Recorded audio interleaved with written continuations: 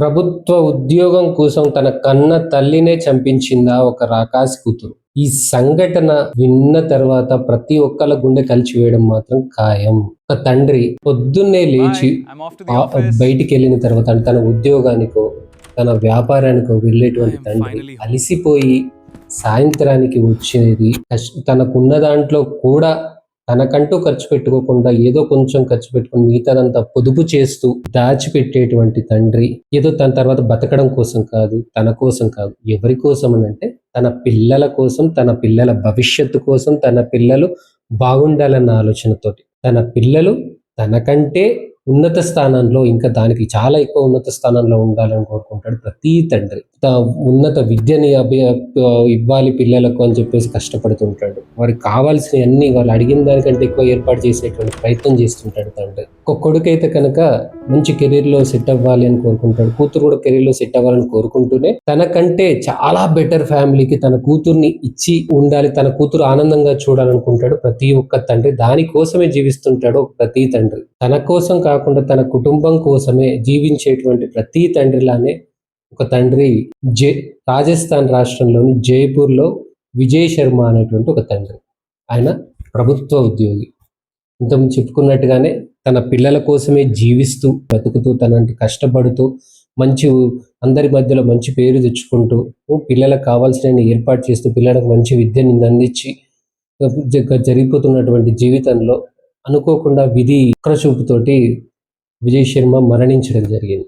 విజయ్ శర్మ మరణించిన తర్వాత తన ఉద్యోగాన్ని ప్రభుత్వం ఆయన భార్య అయినటువంటి నీరజ్ శర్మకి ఇవ్వడం జరిగింది. ఆ ప్రభుత్వ ఉద్యోగాన్ని. ఆ ఉద్యోగం ఎందుకు ఇస్తుంది ప్రభుత్వం?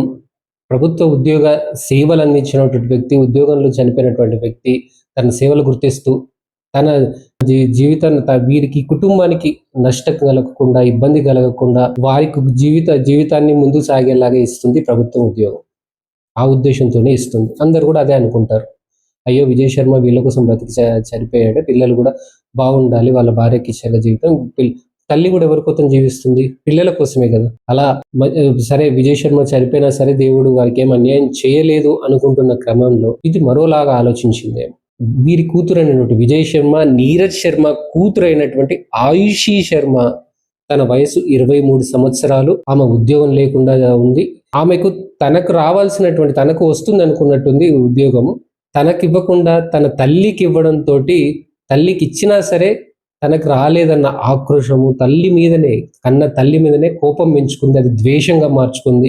తనకి ఎలాగైనా సరే ఆ ఉద్యోగం తనకే రావాలని ఆలోచించడం మొదలుపెట్టింది. దానికోసం ప్రయత్నాలు కూడా మొదలుపెట్టింది. ఇందులో భాగంగానే తన కొందరు బంధువులు మరియు ఇతరులతో కలిసి తన తల్లి ఏమైనా పర్లేదు ఆ ఉద్యోగం మాత్రం తనకే కావాలని చెప్పేసి ఒక ప్లాన్ వేసింది. దానికి 7 లక్షల సుపారీ కూడా ఇచ్చిందంట పోలీసుల కథనాల ప్రకారం. తనకు తెలుసు కన్న కూతురే కాబట్టి తల్లి ఎప్పుడు వెళ్తుంది, ఎటు వెళ్తుంది, ఎలా వెళ్తుంది అనేది తెలుసుకోవడం కూతురే కాబట్టి తెలిసిపోతుంది. వాళ్ళు అనుకున్న ప్లాన్ ప్రకారం ఒకరోజు ఉదయం ఈ నీరజ్ శర్మ తన దివ్యాంగుడైనటువంటి కొడుకుని కోచింగ్ సెంటర్లో డ్రాప్ చేసేసి తిరిగి వస్తుండగా తన పైన దాడి జరుగుతుంది. యాక్సిడెంట్ అయిందని ప్రతి ఒక్కళ్ళు భావిస్తూ ఉంటారు. వీళ్ళు అది అలానే డిజైన్ చేశారు. కానీ ప్రతి ఒక్కళ్ళు అదే భావిస్తూ ఉంటారు. కానీ ఈ విషయాన్ని మాత్రం ఒక వ్యక్తి నమ్మడు. అదే నీరజ్ శర్మ వాళ్ళ సోదరుడు.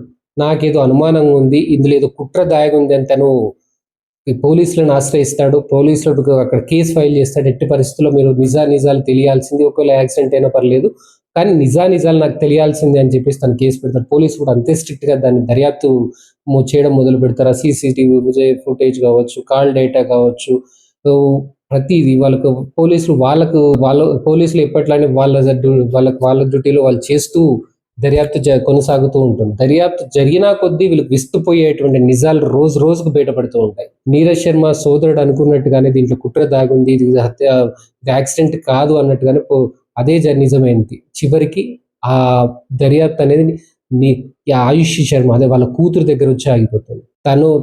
తనతో పాటు మరొక 6గురిని పోలీసులు అరెస్ట్ చేయడము జరిగింది.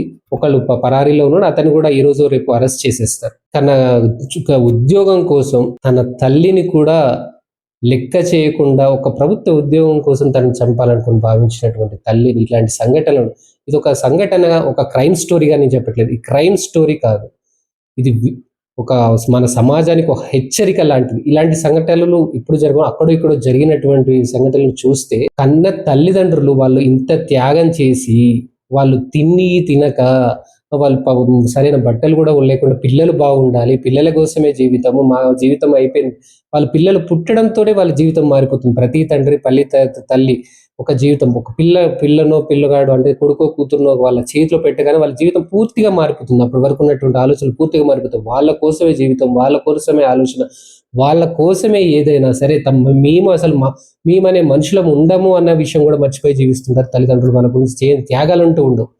అలాంటి తల్లిదండ్రులను ఏమీ ఆలోచించకుండా చంపినటువంటి ఇలాంటి వాళ్ళని ఏం చేసినా తప్పులేదు. కోర్టు ఏం శిక్షిస్తుందో ఏంటనేది తర్వాత చూద్దాం. ఇలాంటి వాళ్ళకి ఎంత శిక్ష ఇచ్చినా కానీ తప్పులేదని నేనైతే భావిస్తాను. ఒకటి గుర్తుపెట్టుకోవాల్సిన విషయం ప్రతి కొడుకు కూతురు ఏంటి అనంటే, డబ్బు సంపాదించొచ్చు, ఈ రోజు లేకపోవచ్చు, రేపు సంపాదించొచ్చు. ఉద్యోగం ఈ రోజు కాకపోతే రేపు సంపాదించొచ్చు. ప్రభుత్వ ఉద్యోగం అయితేనే ఉద్యోగమా? కాదు కదా. ప్రతిదీ ఉద్యోగమే. ఉద్యోగం చేసుకుంటవచ్చు, లేదా వ్యాపారం చేసుకుంటవచ్చు. మనకి ఇంకా మనం ఉన్న టాలెంట్ తోటి ఇంకేమైనా చేసుకుంటూ ఉండొచ్చు. కష్టాలు కలకాలం ఉండవు. మనకు డబ్బు కంటే మన తల్లిదండ్రులు ముఖ్యమా, డబ్బుతో ముఖ్యమా అనుకుంటే, ఇలాంటి వాళ్ళని చూస్తే డబ్బు ముఖ్యం అనుకుంటారు. కానీ అంత త్యాగాలు చేసినటువంటి వారికంటే డబ్బు ముఖ్యమా అనేది అందరూ ఆలోచించుకోవాల్సి, ఇలాంటి వాళ్ళు ఆలోచించుకోవాల్సినటువంటి విషయము. చాలా మంది మనం ఈ రోజుల్లో పిల్లల్ని చూస్తున్నాం. తల్లిదండ్రులను వదిలేసి వాళ్ళ జీవితం వాళ్ళకి వెళ్ళిపోతుంటారు. వాళ్ళు ఇక్కడ ఉన్నారా, ఏదో ఒకసారి ఫోన్ చేసి ఉన్నారా పోయారా అటువంటి చూసే పరిస్థితి చాలా తల్లిదండ్రులు.